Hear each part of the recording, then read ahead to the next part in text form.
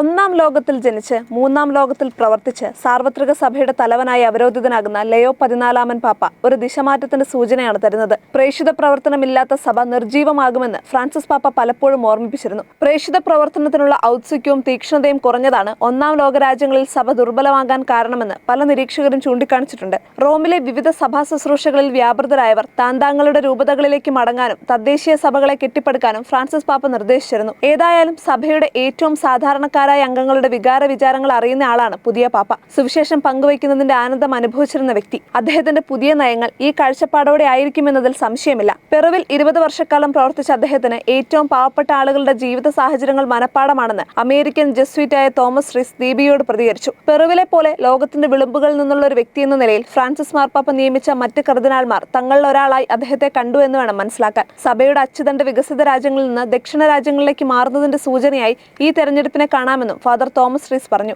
ഭാരതമേ, നിന്റെ രക്ഷ നിന്റെ സന്താനങ്ങളിൽ എന്ന് ഉദ്ഘോഷിച്ച ലയോ 13 പിൻഗാമിയായി ലയോ 14 വരുമ്പോൾ അത് സഭാജീവിതത്തിൽ പുതിയൊരു വസന്തത്തിന്റെ തുടക്കമാകും എന്ന് പ്രത്യാശിക്കാം. ദൃഢനിശ്ചയവും പ്രത്യാശയും ആത്മവിശ്വാസവും സ്ഫുരിക്കുന്ന മുഖഭാവത്തോടെ അദ്ദേഹം ഇന്നലെ ജനസഹസ്രങ്ങളെ അഭിവാദ്യം ചെയ്യുകയും ഉദ്ധിതനായ കർത്താവിന്റെ സമാധാനം ആശംസിക്കുകയും ചെയ്തപ്പോൾ അജഗണങ്ങളെ നയിക്കാൻ വലിയ മുക്കുവന്റെ യോഗ്യനായ പിൻഗാമിയാണ് അദ്ദേഹമെന്ന് ഏവർക്കും അനുഭവേദ്യമായി.